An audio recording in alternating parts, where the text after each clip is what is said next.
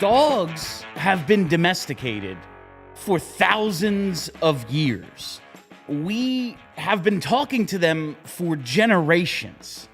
Why can't dogs talk back yet?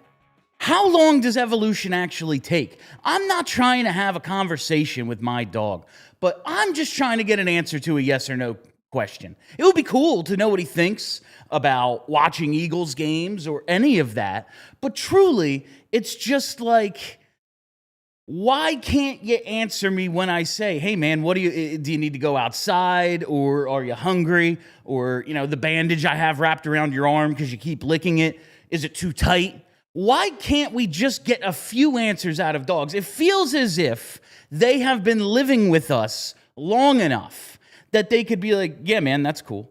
It's like the Jay and Silent Bob conversation. You always have time to tell me that Amy story, but you can't be like, hey, these are some good cheese fries. I just want some answers. I want yes or no answers. Why the hell can't my dog just be like, yeah, man, can you loosen that up a little? Or it would be nice to go for a walk today, Bill. Why can't we just get a little bit? Just a tiny little bit. It's driving me insane. I have a 15-year-old dog. I need answers from him sometimes. And yet, somehow, after thousands of years of domestication, he can't be like, yes or no.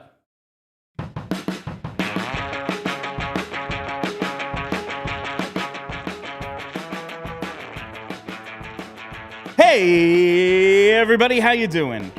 Well, that's good. Welcome to Billadelphia, live in the Xfinity Lounge. My name is Bill Matz. I'm your director of fun and games for the afternoon. Joining me today, it is none other than my prolific producer, Tyler Zulli.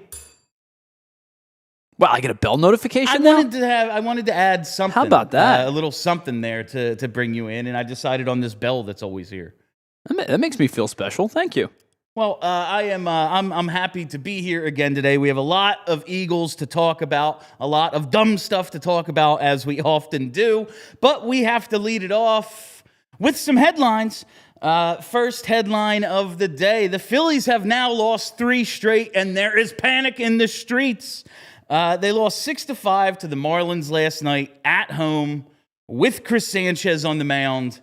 They get 7 shutout from Sanchez. His ERA is now at 2.57 through 31 starts. He's reached 200 strikeouts, sitting at 204, very much in the running to at least be a candidate for this Cy Young Award. They open up a 3-0 lead through 2 innings. They carry it through 7, and yet they are unable to complete the task and put everyone's mind at ease. Now, with 5 games remaining before the postseason, we are going from, they could be the hot team going into, I want to see this thing get back on track a little. Tyler, I know you filmed the Phillies show a little earlier today. How you feeling? Yeah, I mean, I still feel good. I still think this team is going to be one of the better teams come postseason time, right? And I think that they should be, because their talent level is such. Like, their starting pitching is good. I can't expect to have Harrison Bader and Brandon Marsh and Max Kepler and all these dudes, these supplemental dudes, be 400 hitters for another month. That's just not fair to ask. But I look around the rest of the league. We were talking about the Dodgers bullpen today. It stinks. We think about the fact that nobody wants that third wild card team. Yeah, I mean, like, there's things that need to be cleaned up. They're not 100%. They're not the perfect team. But I think there aren't very many elite teams in baseball. There may not be any elite teams in baseball this year. There's just a handful of good ones, and I think they're amongst the good ones. Yeah, I very much have said all along, I don't see that team. It's like, how are they going to get by them? Maybe they are that team, or maybe it's just they have as good of a chance to win the World Series as anybody. But I'm starting to be a little bit concerned about a couple of things. One of them might be absolutely ridiculous, but it's just how I feel today. Might feel totally different tomorrow after he comes in the ninth tonight and strikes out the side and we're all good. Duran has given up a run in 3 of his last 4. He blows it last night.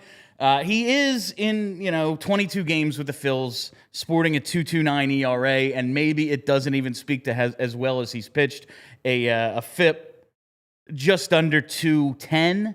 Like, that's really good. But like I said, giving up runs in 3 of his last 4 and 69 innings pitched now.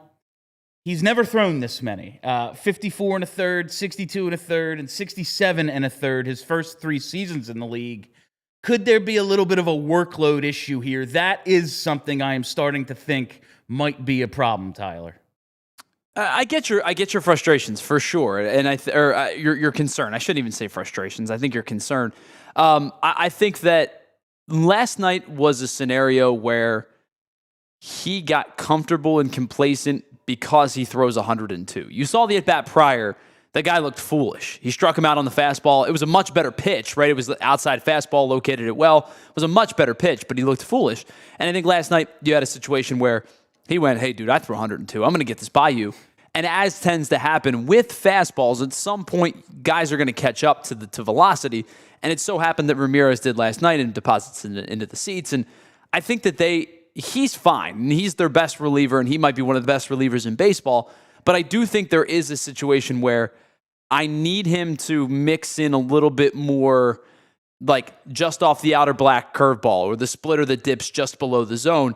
I think he is. It's crazy to say, but I think he is at times pounding the strike zone a little bit too much, which is nuts, right? Like, you should never say that, but he's got such good stuff that can be the case. I do. I think you mix in some of the breaking stuff, and it's not like his breaking stuff isn't hard too. When you're throwing 102, yeah, man, some of that stuff is going to come in 90 and over, and it's hard to hit, and you have to load up so much for the 102 that the breaking stuff does just make guys look foolish. And whenever I get down this road with closers, I always have to remind myself that 2008 was almost an impossible feat accomplished by Brad Lidge. You're gonna blow saves. It happens. We saw then what happened in 2009. He had 2 years worth of saves to blow, and he very much did. It's just a thing that we're going to have to deal with, even if he is one of the premier guys in the league, even if he is one of the most intimidating relievers I've ever seen. I am forcing myself to take a step back and go, they're gonna be fine. They're gonna be fine. But I did that in 2011 as well. They had that stretch in September, right before the Atlanta series, where it was like, all right, they figured everything out, it's fine, and it wasn't. So I guess it's cautious optimism right now with the Phils. It is not the full-blown, NLCS without a doubt that it was in my head a freaking week ago. Yeah, I don't think it's without a doubt, no matter how good that they were playing, because a 5-game series is just too small of a sample size to determine which of these two teams are a better team. You get into a 5-game series and, you might get a hot pitching staff. You might get a hot, bullpen roll into to your ballpark, especially considering they are going to get 1 and 2 at home. These things sometimes happen, right? And, NLDS has not been kind to 2 seeds over the last 4 or 5 years. But I think at this point, this is as complete as this team has been, with the exception of Trey Turner getting healthy, right? If he gets healthy and gets back to the top of the lineup, it brings depth to the lineup. This is probably about as complete as this team has been, even in this last little skid, this 4 out of 5, that they've been all season, with Bader, with Duran, with, auxiliary guys like Kemp has swung the bat well, and Bryson Stott's picked it up recently. And I think you're heading into a postseason. You're playing all good teams for the most part. You may run into a hot team. You may be the hot team. But I think you have a chance at hand right now. Like, I don't think you should have a ton of concern heading into the postseason. All right. I want to talk some CJGJ on the other side. We have all sorts of things to get to, but we need to take that first break. It's time to tell you about your local Ford store and something they have that no one else does. It's America's all-time best-selling SUV, the Ford Explorer. It's got a legacy of family, trust, and performance. Now offers 3-row seating for up to 7 passengers. Great for the family, great for road trips. I've driven across this country with friends enough times to know you're going to want that little bit extra separation. Get that third seat. That's where the Ford Explorer is so great, and it's available in so many different trims. It's got a 3.0-liter EcoBoost V6, kicks up to 400 horsepower. There's also a hybrid model that offers up to 500 miles of driving range, great balance of power and performance, and it's got all the tech you're looking for. 12.3-inch digital instrument cluster and the Ford Co-Pilot 360, which offers a suite of advanced driver assist features, and the terrain management system lets you select drive modes like snow, sand, and tow or haul, so it's just a little easier to get through whatever you're going through. And of course, it's an SUV. You're going to want some storage. 87.8 cubic feet of cargo with the rear seats folded down, and it comes with standard Apple CarPlay or Android Auto. It's built for families, but ready for adventure. It's a do-it-all SUV. For more information, visit your local Ford store. All right, let me tell you about our friends over at Xfinity, because if you're hanging out with your buddies and they say they have a great setup and it's time to go watch football, especially this weekend coming up, another great slate of pro and college football coming up, but you get there and the setup is a mess. You've got lagging, buffering. You got to switch between apps just to figure out where you're going to catch the game. If you find yourself in this situation, you have to get Xfinity, because if you're a football fan, it is the ultimate sports destination. You can find the best games and all of your favorite teams all in one place, and the way that you watch becomes next level. It's the perfect fan flex to get all of the action right in your living room. Plus, with Xfinity's best picture and the greatest sound enhanced by 4K, it is so clear it is going to feel like you are down at the game. Sometimes you can get in on 4 games at once, especially with college action, and even with the 1 o'clock games in pro football, you can watch all 4 games at once in the quad box. And on top of that, you get real-time notifications and stat updates right on your TV. It is the best setup in the house each and every time. So next game day, make sure that big fan in your life isn't a big fail. Head on over to Xfinity.com. Xfinity, imagine that.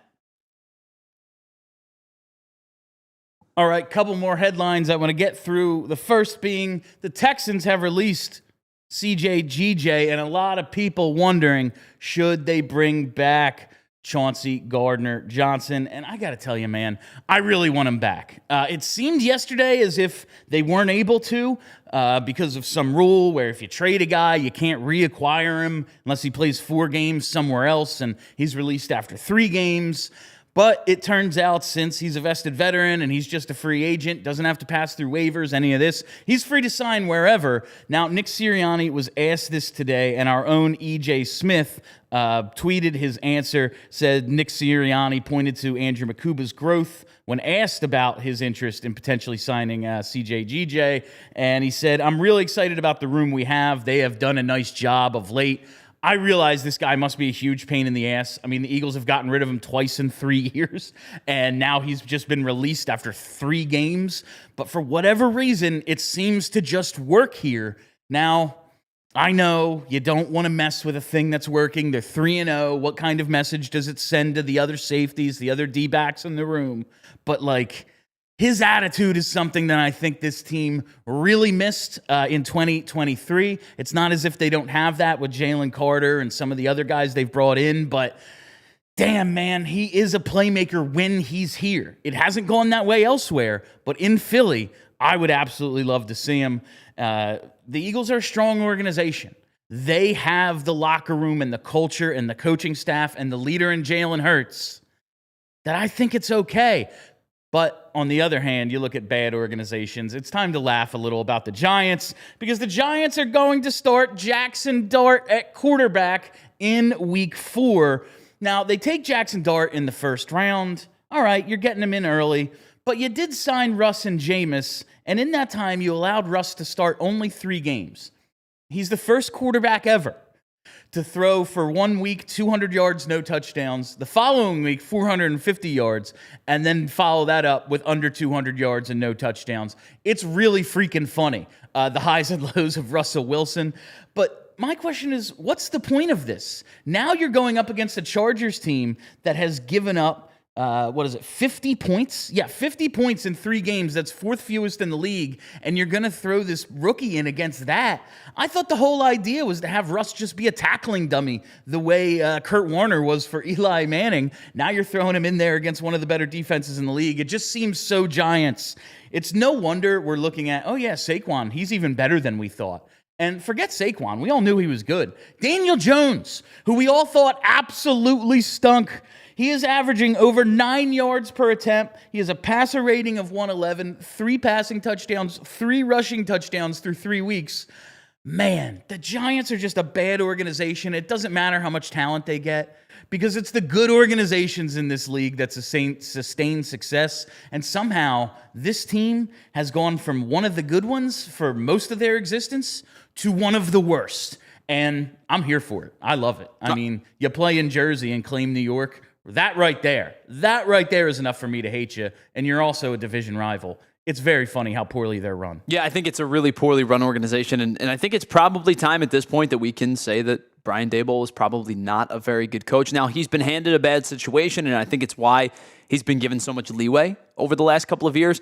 I am surprised this week because, as you brought up, the Chargers are a very stout defense. And I believe next week the Giants play the Saints, who stink. One of the worst teams in football. And now instead, you are going to force Jackson Dart over the next 4 or 5 weeks. Here's their schedule over the next couple of weeks. The Chargers, then they have the Saints, then they have the Eagles, then they have the Broncos, and then they have the Eagles again. I mean, that's like the Saints notwithstanding a bunch of really good defense. Yeah, it's like you're really throwing the guy to the wolves here. I mean, I don't understand the point of those signings. Like, they're there to be tackling dummies, and now you're just going to let them get beat up by a bunch of defenses that have performed at least pretty good to very well. The Saints don't even dress like an NFL team. Like, they look like a team that in a movie that doesn't have the NFL rights. Like, that's very much what they look like. But the rest of those teams, pretty damn good, and you're going to just throw Jackson Dart into it. Good luck, I guess. All right. Yeah, they're the New Orleans Bayous, and they play at the Megadome. That's the Benz Mercedes Dome. That is wonderful. That's it. All right. I have to hit on this date because it is a very, very important date in Philadelphia sports history. We go back 7 years. Right? 2018 to now, that's 7 years. That seems like 7 years. Maybe 8, 18, 19, 20, 21, 22, 23, 24. Yeah, 7 years. Counting on my fingers. Math is hard. College graduate. T for Temple U, baby. September 24th, 2018. Gritty is introduced to the world, and his arrival was met with a ton of hate online at first from Flyers fans. But then the rest of the world caught wind of Gritty. And if there's one thing we know about Philadelphia sports fans, we can talk about our family. But as soon as you do, the tables have turned. You're not allowed to do it. And now he is a beloved mascot throughout the entire sports world, quite honestly. But Philly has really grown to love and appreciate Gritty. His introductory video with Dancing Shawnee is really, really funny stuff. Do we have that queued up, Tyler? All right. I have a theory about Gritty that I want to run by everybody. There's a whole backstory of Gritty that he lived in the bowels of the Wells Fargo Center, now the Xfinity Mobile Arena, for all these years. I have a different theory about how Gritty came to be, and it is one particularly wild night at Rexy's. Bobby Clark and the Fanatic maybe just had a little too much fun, and because of that, we get this orange abomination that we have all grown to love so freaking much. I put together a side by side, but you look at Bobby Clark and you look at the Fanatic, and then you look at Gritty, and it's very much, hey, this looks like an exact combination of those two. I think there may have been some imbibing. I think there may have been some fun, and we get this. And it makes sense because he is the chaos agent of the NHL. We have all come to love Gritty, and today is the 7th anniversary of his introduction. And with that, yeah, it's time. It's time. We're going to talk some more birds on the other side, but first, time for another break. Whether your favorite team wins or not, there's always another way to win on the BetParx online casino app. They've got exclusive games like Huff and More Puff and Fireblaze Sky Queen. They have all your casino favorites. I've been playing a lot of roulette lately. They've also got blackjack, craps, poker, baccarat, and hot online slots like Cash Eruption and Cleopatra. And they've got slots based on some of your favorite pop culture, whether it's recent shows, I guess more recent. Man, it's been a while. Breaking Bad, Peaky Blinders, all the way back to nostalgic favorites like The Goonies. It is absolutely a great way to turn your downtime into some fun time and maybe a little bit of profit as well. Who knows?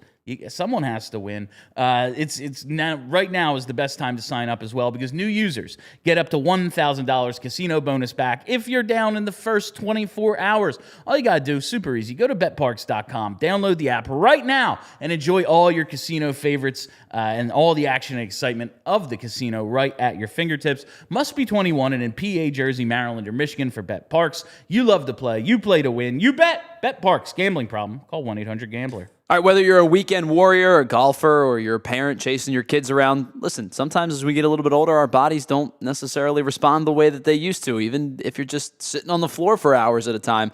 My knees hurt. My knees hurt. Help me, Rothman, please. So whether you're biking by the Schuylkill or, as I said, chasing your kids around, there is Rothman Orthopedics to help make sure you are fully back in the game. From aches after the pickup game to old injuries flaring up on summer adventures, Rothman's team of experts is here to help. With evidence-based care and commitment to restoring your mobility, they will get you back out there stronger than ever. So don't let pain put your summer and now your fall on pause. Visit rothmanortho.com/PHLY to book an appointment today and get back to doing what you love, pain-free. Rothman Orthopedics, getting you back to your fall activities is their mission.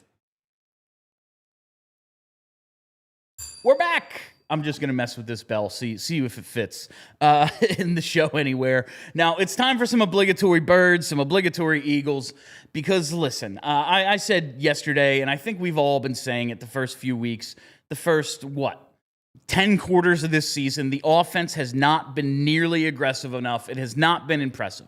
100%. The offense needs to be more explosive and more aggressive. Absolutely believe it. But the fact is that this team is 3-0 and they never freaking lose. They've lost one game since the bye week last year, including dominating the NFC and then the Super Bowl, the NFC playoffs and then the Super Bowl. They just beat another playoff team, another undefeated team on Sunday. They have a division win on week 1 against the Cowboys. They won their Super Bowl rematch against the Chiefs. So it's kind of hard for me to be too upset with the offense, even though we all know this thing needs to be a lot better. You look back to what they were in 2022, they need way more explosive plays. AJ was 4 yards shy of 1,500 receiving yards. Devontae was 4 yards shy of 1,200. Sanders and Hurts combined for over 2,000 on the ground. They can still be this possession-based team. They can still dominate at the line, but you look at those numbers and go, they don't turn the ball over. And what is the number one thing? Every single week when you go down the keys to the game, we all know you win the turnover battle. You win like 70% of the time. Well, this team doesn't turn the ball over. It's like their number one thing, especially for the first 10 quarters of this season. There is something to playing not to lose, and Jalen Hurts talked about it. They want to play a little bit more to win. I want to see a more explosive offense. But now we get to Drew Brees' comments. Let's just see if we can play Drew Brees' comments, because I think they're just a little bit ridiculous. Hey, I respect Philly. They are winning games. They're finding a way to win games. I can't stand to watch that offense. It's the most boring offense. Okay, wow. The offense has been boring, but we know it has the potential to be very, very exciting on the ground and in the air. And the idea is this segment was about some of the standouts from the first 3 weeks of the season, and Drew Brees omitted Jalen Hurts from his list. Jalen could be better. The Eagles' offense could be better. But the fact that we have the reigning Super Bowl MVP continuing to just never freaking lose probably deserves a little bit of recognition. But you know what? I wanted this team to be disliked. I want them to be the bad guys. And perhaps this is just another piece of the puzzle, getting them to be, one of those hated dynasties. It's weird. Like, I get it. Drew Brees was in a very gunslinger type of offense, and he was an elite quarterback at it for a very long time. He was really, really good at what he did. And so I understand it's not that type of offense where you're going up and down the field and throwing the ball 50 times a game and throwing for 400 yards a game or whatever it might be.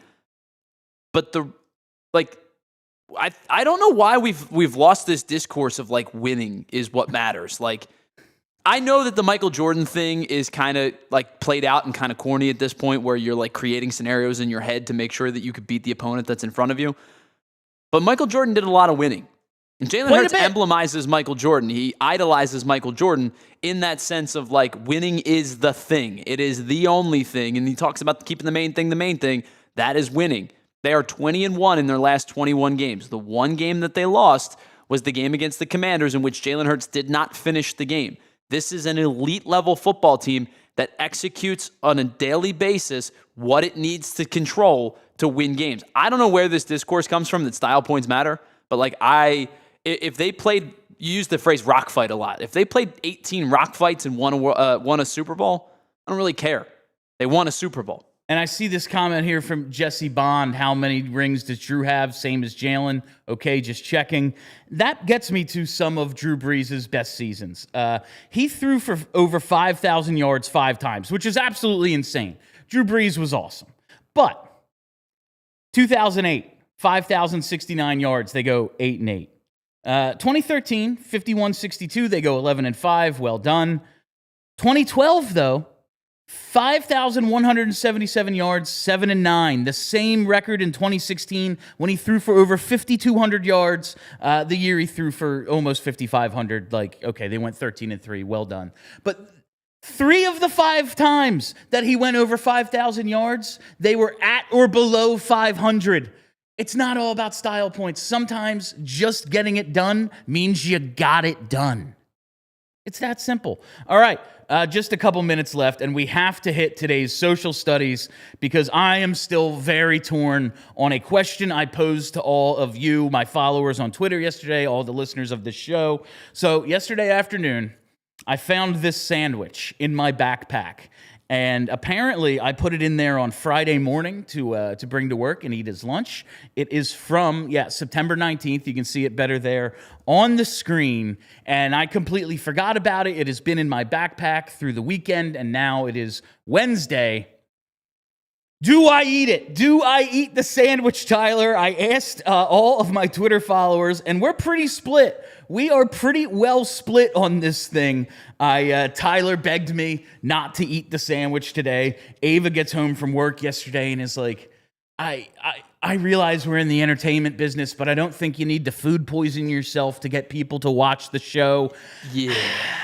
I really want to eat it just to show everybody that I have a pretty cast iron stomach and I'm usually okay in these situations. But there was a few weeks ago a situation I talked about on the PHLY Flyers show every weekday, 4 o'clock, where I found some like week-old empanadas in my fridge. My aunt makes these awesome empanadas. I took some leftovers home. I was like, they're probably fine. Air fried them for a little bit, and it's like the sickest I've ever been. So I'm a little, like, I haven't really tested it since then. Now that I'm almost 37 years old, perhaps I can't do the things I did in college and just think, oh, I'll be okay. But it's a pepperoni and provolone pretzel sandwich from Heritage's, which are absolutely freaking delicious. I'm very torn, Tyler. Please don't eat that sandwich. The fact that we have a communal bathroom is kind of the reason I'm going to go against it. But there have been a lot of people who are like, throw it in the microwave for 30 seconds. That'll kill anything. And that's usually what I think. And I think that was my downfall with the empanadas, is I use the air fryer and not the microwave, which I assume is just a bacteria-killing machine. What are you going to do, just boil it? You just throw it in some hot water and see if it boils? Like, That's not a bad idea. Listen, Bill, you're a grown man, and I'm not your parents. But, like, I would very, very much say don't do it. It's so good. I don't want to waste it, but is the $4.19, 1 penny short? How about that? Is the $4.19 really worth the potential food poisoning? If I didn't have the Flyers show later today, it might be a consideration, but since I am needed elsewhere, I guess I'm going to have to refrain. We will have to wait another day to see if I decide to food poison myself. So, all right. What were the results of the poll? The results of the poll were pretty 50-50. I should have actually put up a poll, but I just asked for the comments, and the one I'm following actually is Mike. He's at Boston Sucks on Twitter. One of the all-time great sports radio callers. When I was hosting overnights or the 10 to 2, if I saw Mike in South Philly on the board, I'd be like, oh, great, I have a co-host for a segment. I would give him 16 minutes if I could. And he says, absolutely not. Cost benefit. The cost of food poisoning far outweighs the benefit of eating a non-gourmet sandwich. Not worth the risk. Now, yours and my definition of gourmet might be a little different, but I do think I have to look at the cost benefit here. It's $4.19 I spent 5 days ago. I can probably let this thing go. Gregory asked a good question. Like, who's your replacement if you are out for 48 hours? Because we're pretty short-staffed right now. We barely have any producers. Every time Charlie has to do ad reads, I call that my job security. Listen, Charlie is excellent, but this is my skill set. His is different. I'm not going to do it. I have decided now. Oh, man, I'm really hungry, though. I'm not going to do it. All right, and that is all the time we have. I will Venmo you $4.19 to not eat that sandwich. Hey, hit me up on Venmo if you have $4.20 laying around. It's like the Sandlot when they're like, what, do you just have an extra 68 cents lying around at home? It's like, yeah, probably. I probably do. All right. That is all the time we have for you on Billadelphia. Thank you all for listening. Thank you for hanging out. If you haven't already, hit that freaking like button. Do it. I need the likes. They make me feel good about myself. And follow us right here on the PHLY Twitter page. Make sure you're subscribed. Follow me on Twitter at Billadelphia PHLY. There's only one L. It was a character limit issue. And follow the podcast. Just search Billadelphia wherever you get your podcast. That's it. I am Bill Matz. Thank you to Tyler Zulli. Till tomorrow, be excellent to each other. We all silly like the mayor.